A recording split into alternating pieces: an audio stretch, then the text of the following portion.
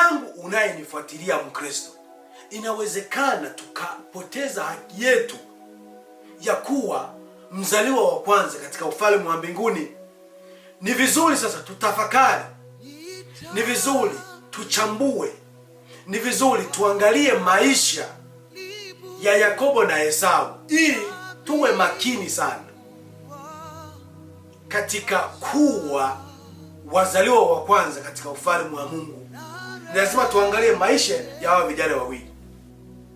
Yakobo alimwambia ndugu yake, najua unahisi njaa, lakini kwanza niuzie haki yako ya kuwa mzaliwa wa kwanza. Unasikia? Hivi ndivyo Ibilisi anavyotufanya katika mambo ya ulimwengu. Ibilisi anatuletea hiki, anatuletea kile, anatuletea kile. Sisi kwa sababu hatujitambui thamani ya kuwa mzaliwa wa kwanza katika ufalme wa mbinguni, sisi tunaporomoka. Yakobo akamwambia, ni kweli unahisi njaa, lakini lazima tuelewane, niuzie haki yako ya kuwa mzaliwa wa kwanza. Akaanza kujiuliza, ndivyo hata na sisi wa Kristo tukifika katika hali ya dhiki, tukifika katika hali ya kuonewa, ndipo tunajiuliza maswali kama haya. Unajiuliza sasa, kuwa mwalimu wa kanisa ni nini? Kuwa Mkristo, kuwa mwimbaji ni nini? Unajihoji. Sasa maneno hayo unayojihoji katika situation zote, katika hali tofauti ulizomo kwa sasa, wewe Mkristo, wewe mchungaji, wewe mtumishi, maswali hayo unayojiuliza, hayo sio maswali ya Roho Mtakatifu. Hayo ni maswali ya Ibilisi. Yakobo alikuwa makini sana. Yakobo alijua thamani. Kwa hiyo ndugu yangu unayenifuatilia, na kuomba umuige Yakobo. Na ndiyo maana Mungu, baada ya kuwa Yakobo aligundua siri ya haki ya mzaliwa wa kwanza, Mungu alimbariki. Mungu aliendelea kuwa naye. Ndivyo itakavyokuwa hata na sisi. Tusipothamini haki yetu ya uzaliwa wa kwanza katika ufalme wa Bwana, ndivyo itakavyokuwa. Ndugu unanifuatilia, mchungaji Mkristo mwenzangu, njoo ndugu zangu, tuthamini haki yetu ya kuwa wazaliwa wa kwanza. Ninamshukuru Mungu Jehova ambaye ameniwezesha muda huyu finyu ili niweze kuwa shambani mwake nikipanda mbegu za imani, kama mtume Paulo kipindi chote ambaye aliishi duniani baada ya kuokoka, baada ya kukutana na Yesu, alitaka kuwa wakati wote shambani mwa Bwana. Kwa hiyo namshukuru Mungu kwa muda huyu ambao nimepata. Kwa heshima yenu wapenzi katika Bwana, naomba mnitege sikio ili msikie kile ambacho Mungu ameikusudia ili kiwe baraka kwa maisha yako, kupitia mada isemayo, itanifaa nini haki ya mzaliwa wa kwanza? Itanifaa nini haki ya mzaliwa wa kwanza? Mada hiyo inapatikana katika kitabu kile cha Mwanzo cha mtumishi wa Mungu Musa, sura ile ya 25 mstari wa 32. Biblia inasema nini? Biblia inasema, Esau akasema, sawa, niko karibu kufa. Haki yangu ya mzaliwa wa kwanza itanifaa nini? Hii ndiyo mada yetu kuu ambayo tunaenda kuizungumzia. Baba, katika jina la Yesu, tunakushukuru kwa kuwa wewe unajua udhaifu wa mioyo yetu. Tunakushukuru kwa neno hili ambalo umetuwezesha. Kwa hiyo Baba, tunakuomba Roho wako Mtakatifu ili aweze kunena na watu wako, ili neno hili liwe baraka kwa wengi, ili tuzidi kuimarika katika safari hii ya kwenda mbinguni. Asante kwa kuwa utaenda kutubariki, ni katika jina la Yesu. Amen. Haya ni maneno kama Biblia ilivyozungumza. Ni maneno aliyotamkwa na Esau muwindaji. Huyu alikuwa kaka yake na Yakobo. Biblia inatoa hulka za watoto hao Yakobo na Esau. Biblia inasema nini? Mstari wa 27. Watoto hao wakakuwa, Esau akakuwa mwindaji hodari, mpenda maisha ya mbugani, na Yakobo akawa mtu mtulivu, mpenda maisha ya nyumbani. Hizo zilikuwa hulka tofauti za watoto hao wawili mapacha. Maneno haya Esau aliyatamka kipindi alikuwa kitoka mawindoni na alikuwa akisumbuliwa na njaa. Inawezekana alimaliza muda mrefu akiwa huko porini akiwinda nyama pori. Sasa aliporudi nyumbani alikuwa anapaparika na njaa. Maneno haya hovyo ambayo Esau aliyoyatamka alimgharimu katika maisha yake ya baadaye. Kuna kauli tunazozitamka sisi kama Wakristo tukidhani kwamba ni masiala, lakini baadaye maneno haya yanatuletea laana katika maisha yetu. Maneno haya ambayo tunayotamka kwa masiala, kwa mazoea, tunajifikia kwamba maneno haya hayana uzito wowote, na maneno haya akatugharimu katika maisha yetu ya baadaye. Vizuri ndugu zangu, tuelewe thamani ya mzaliwa wa kwanza, kwa sababu huyu Esau hakuelewa thamani ya mzaliwa wa kwanza. Ndiyo maana alitamka kaporomoka. Tukisoma kitabu kile cha Kumbukumbu la Torati sura ile ya 21 mstari wa 17, Biblia inasema nini? Biblia inasema, kichwa cha maneno kinasema haki ya mzaliwa wa kwanza, lakini amkubali mzaliwa wa kwanza mwana wa yule asiyempenda, kwa kumpa mafungu mawili katika vyote alivyo navyo, kwa maana ndiye mwanzo wa nguvu zake. Haki ya mzaliwa wa kwanza ni yake yeye. Amina. Haya yalikuwa ni maneno ambayo Mungu alikuwa akiyatamka kupitia mtumishi wake Musa. Ni maneno yalikuwa akielekeza katika wana wa Israeli. Huyu ni baba ambaye anaweza kuwa alioa wanawake wawili, lakini yule mke mmoja anakuwa hakumpendelea. Lakini katika huyo mwanamke ambao huyo mwanaume hakumpendelea, ndipo alipopata mzaliwa wa kwanza. Kwa hiyo Mungu anasema nini? Mungu anasema kwamba kwa mwana wa yule asiyempenda, kwa kumpa mafungu mawili katika vyote alivyo navyo, akasema sasa hiyo ndiyo haki. Hiyo ndiyo haki ya mzaliwa wa kwanza. Kwa hiyo Mungu katika kipindi kile cha wana wa Israeli, mzaliwa wa kwanza alipewa maradufu ya urithi wa familia na haki ya kuwa kiongozi wa familia baada ya kifo cha baba wa familia. Biblia inasema kwamba huyo mzaliwa wa kwanza katika Israeli alipashwa kuwa hata na kuhani.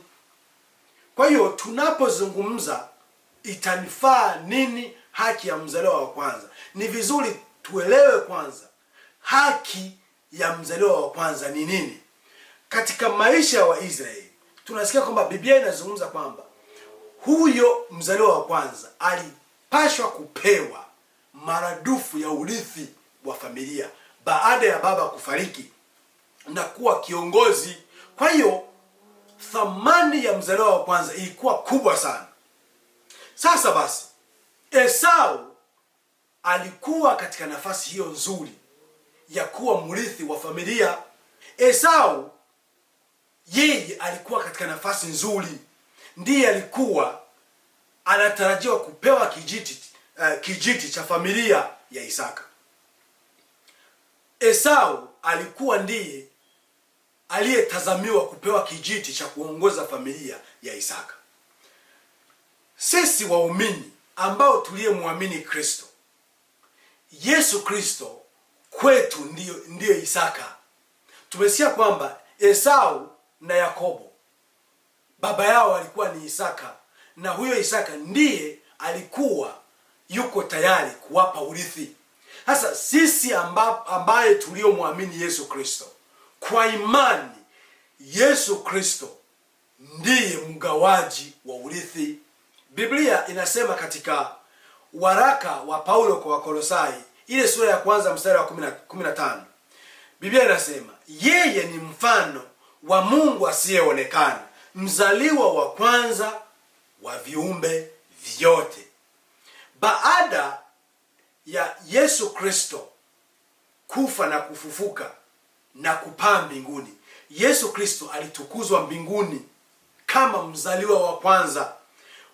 Kristo alipewa nafasi kuu mbinguni na duniani, jina lake likatukuzwa.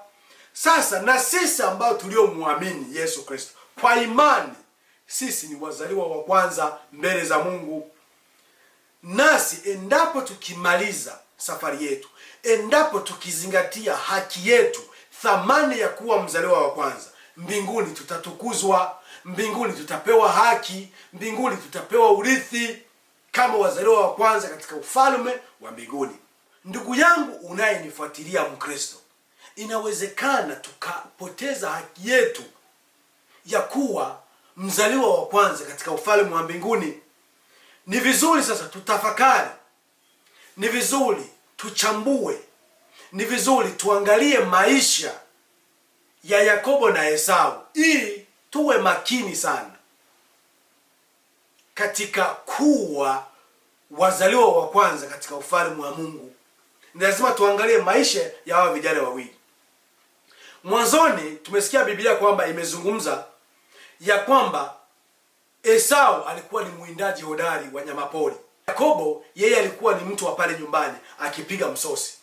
Pale ndugu yake Esau yeye alikuwa yuko porini akiwinda wanyama. Sasa maandiko yanasema siku moja Esau alienda kuwinda nyamapori. Sasa aliporudi nyumbani, akarudi yuko hoi, anapaparika na njaa. Njaa inamsumbua. Sasa Yakobo akiwa nyumbani alikuwa ametumia utaalamu wa hali ya juu kwa kupika msosi mzito wa maharage. Biblia inasema kwamba ulikuwa ni msosi wa dengu. Yaani alipika maharage mpaka akakuwa mekundu. Sasa ndugu yake Esau akiwa na hisi njaa, yuko hoi, akasema, mdogo wangu nataka kufa, nimemaliza muda mrefu huko porini, njaa inanisumbua, naomba unipe mchuzi wa maharage. Sasa ndiyo maana ndugu yangu nimekuomba unifuatilie sana katika safari hii ya wokovu. Naomba unifuatilie sana. Kuna fundisho ambalo ni muhimu sana kupitia hawa vijana Esau na Yakobo. Jua kwamba Ibilisi anajua kesho yako. Ibilisi anajua raha isiyo na kifani ambayo wewe unaitazamia kule mbinguni. Kama wewe ni mchungaji, kama wewe ni Mkristo, kama wewe ni mwinjilisti, ujue kwamba Ibilisi anajua kesho yako. Anajua kwamba kesho utakapofika mbinguni, ukimaliza safari yako hapa mbinguni kwa kuzingatia thamani ya uzaliwa wako wa kwanza katika ufalme wa mbinguni, Ibilisi anajua kwamba utapewa thawabu mbinguni. Anajua kwamba utameremeta kama dhahabu, kama nyota za anga. Anajua hilo. Na Yakobo alijua kwamba Esau yeye ndiye ana haki ya mzaliwa wa kwanza. Yakobo alijua hicho. Baada ya Yakobo kujua thamani, Mungu atusaidie sana. Kama wewe ni Mkristo, ujue thamani ya kuwa Mkristo. Ujue kwamba wewe ni mzaliwa wa kwanza katika ufalme wa mbinguni. Yakobo alijua. Sasa baada ya kuwa ndugu yake alimuomba mchuzi wa maharage, sasa Yakobo akampa mtihani. Sijui kwamba ni mtihani, alimwekea mtego. maana yeye alijua mapema. Hivi ndivyo hata na Ibilisi anavyotuwekea mtego, kwa sababu anajua kesho yetu. Yakobo sasa alijua kesho ya Esau, akamwekea mtego wa mchuzi wa maharage. Alichomwambia ni nini? Yakobo alimwambia ndugu yake, najua unahisi njaa, lakini kwanza niuzie haki yako ya kuwa mzaliwa wa kwanza. Unasikia? Hivi ndivyo Ibilisi anavyotufanya katika mambo ya ulimwengu. Ibilisi anatuletea hiki, anatuletea kile, anatuletea kile. Sisi kwa sababu hatujitambui thamani ya kuwa mzaliwa wa kwanza katika ufalme wa mbinguni, sisi tunaporomoka. Yakobo akamwambia, ni kweli unahisi njaa, lakini lazima tuelewane. Niuzie haki yako ya kuwa mzaliwa wa kwanza. Mungu atusaidie sana. Ndipo Esau akakurupuka, kama jinsi na wewe ndugu yangu, wewe mchungaji, wewe Mkristo, wewe mwinjilisti, unavyoporomoka bila kuzingatia haki ya kuwa mzaliwa wa kwanza katika ufalme wa mbinguni. Acha tusome maneno ya Mungu kuanzia pale 29, kitabu cha Mwanzo 25-29. Tutaendelea kusoma. Siku moja Yakobo alipokuwa anapika dengu, Esau alirudi nyumbani kutoka mawindoni, ana njaa sana. Mstari wa 30. Kwa hiyo akamwambia Yakobo, nafa na njaa, tafadhali nigawie chakula hicho chekundu nile.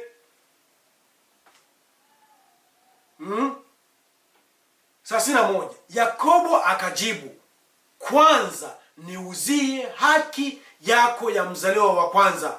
Mungu atusaidie.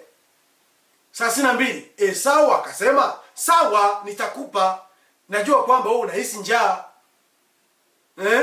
Yakobo akajibu, kwanza niuzie haki yako ya mzaliwa wa kwanza. Esau akasema, ndipo alipokurupuka, sawa, niko karibu kufa, haki yangu ya mzaliwa wa kwanza itanifaa nini? Akaanza kujiuliza. Ndivyo hata na sisi wa Kristo, tukifika katika hali ya dhiki, tukifika katika hali ya kuonewa, ndipo tunajiuliza maswali kama haya. Unajiuliza sasa, kuwa mwalimu wa kanisa ni nini? Kuwa Mkristo, kuwa mwimbaji ni nini? Unajihoji. Hasa maneno hayo unayojihoji katika situation zote, katika hali tofauti ulizomo kwa sasa, wewe Mkristo, wewe mchungaji, wewe mtumishi, maswali hayo unayojiuliza, hayo siyo maswali ya Roho Mtakatifu. Hayo ni maswali ya Ibilisi. Esau akasema, sawa, niko karibu ya kufa, haki yangu ya mzaliwa wa kwanza itanifaa nini? Huyu alikuwa mjinga, hakujua thamani ya kuwa mzaliwa wa kwanza. Kama jinsi na sisi wa Kristo tunajisahau, tunasahau thamani yetu ya kuwa wazaliwa wa kwanza katika ufalme wa mbinguni. Sasa 34. Ndipo Yakobo akampa Esau mkate na dengu kiasi. Esau akala, akanywa, kisha akaondoka akaenda zake. Hivyo ndivyo Esau alivyodharau haki yake ya mzaliwa wa kwanza. Hivyo ndivyo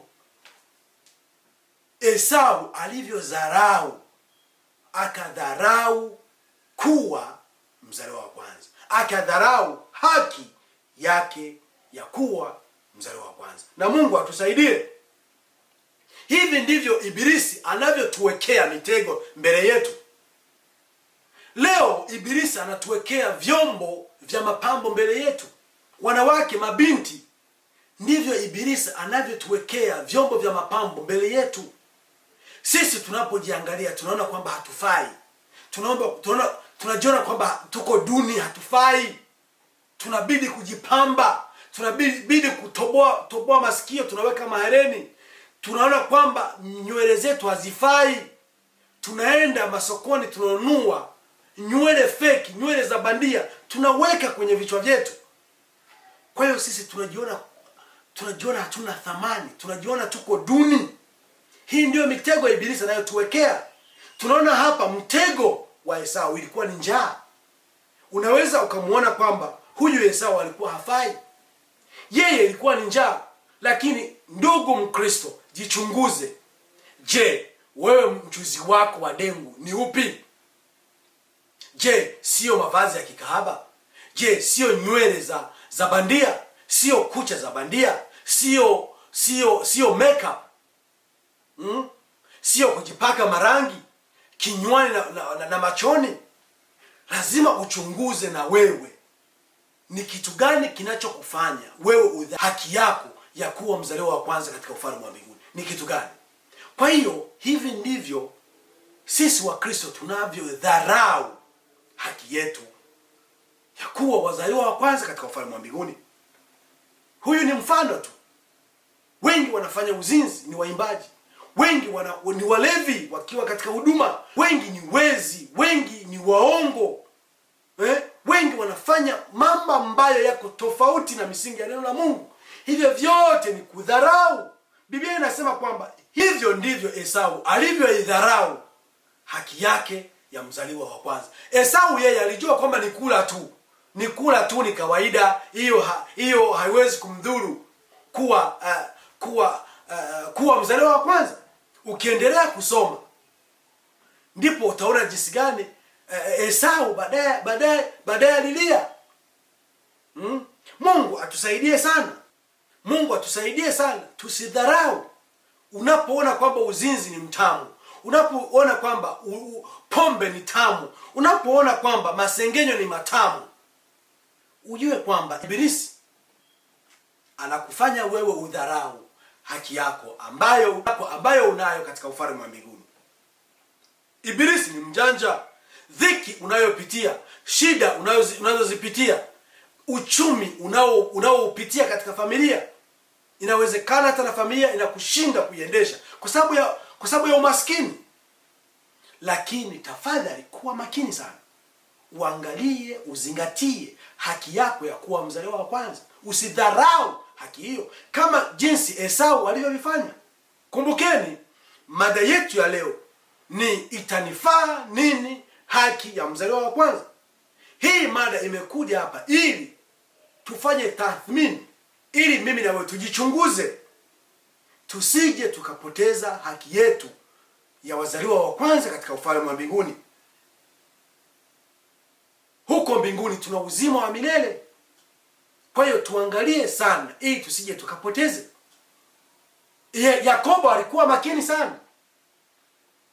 Yakobo alijua thamani. Kwa hiyo ndugu yangu unayenifuatilia, na kuomba umuige Yakobo. Na ndiyo maana Mungu, baada ya kuwa Yakobo aligundua siri ya haki ya mzaliwa wa kwanza, Mungu alimbariki.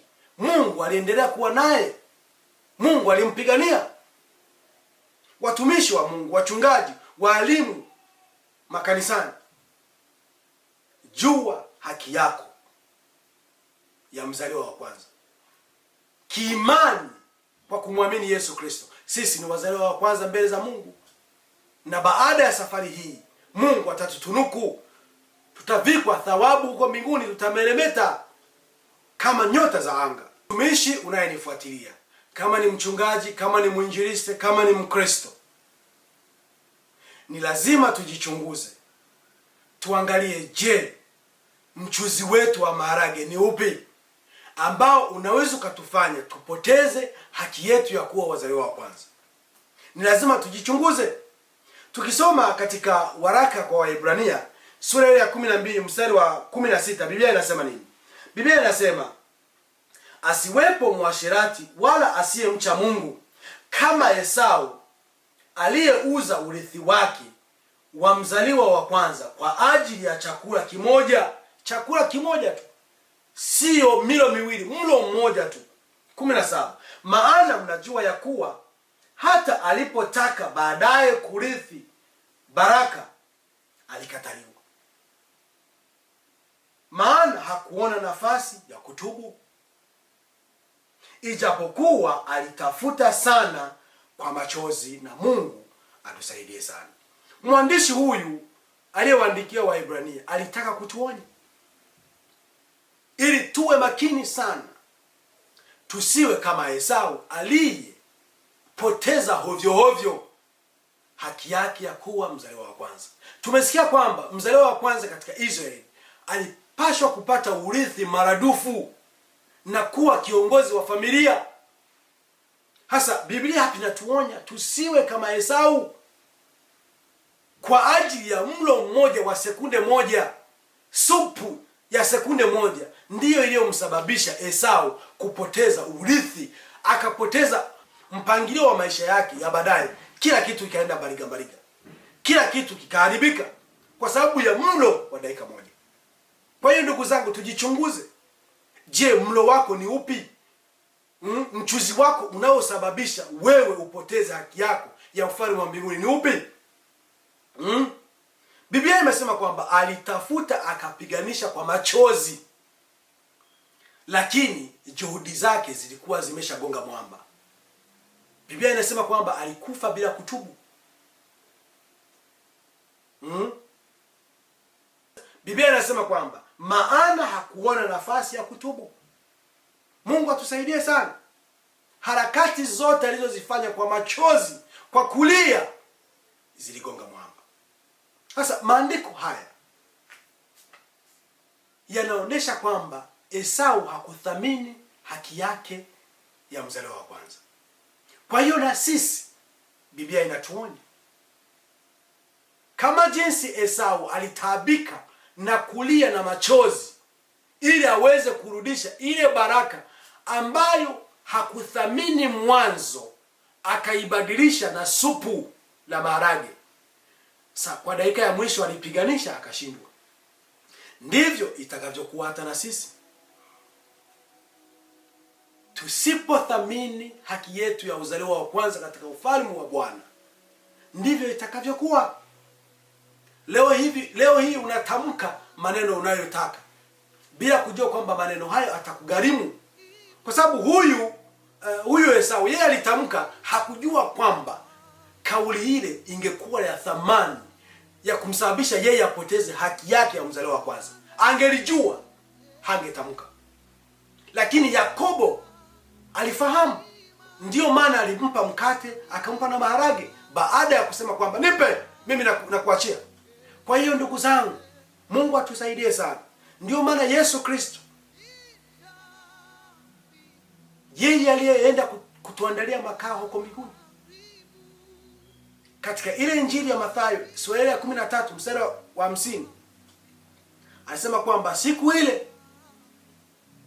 watu watalia na kusaga meno. Kwa hiyo ndugu unayenifuatilia, kama jinsi Esau alitaabika na kutoa machozi, huyu ni mfano kwetu leo. Yesu Kristo atakaponyakua kanisa na kulipeleka mawinguni huko mbinguni, sasa wale ambao watakaobaki watalia kama Esau na kuomboleza. Mungu atusaidie sana. Ndugu unanifuatilia, mchungaji Mkristo mwenzangu, njoo ndugu zangu, tuthamini haki yetu ya kuwa wazaliwa wa kwanza. Ibilisi anatupiga kwa sababu anajua thawabu zetu huko mbinguni. Kama wewe ni mwimbaji, njoo tuthamini haki yetu. Kama wewe ni mtumishi, thamini maisha ya baadaye. Kama wewe ni mwinjilisti, thamini haki yako ya kuwa mzaliwa wa kwanza katika ufalme wa mbinguni. Hayo ndiyo maneno Mungu kupitia Roho Mtakatifu ameniweka ndani ya moyo wangu ili niweze kuchangia na wewe. Na Mungu akubariki sana. Amen.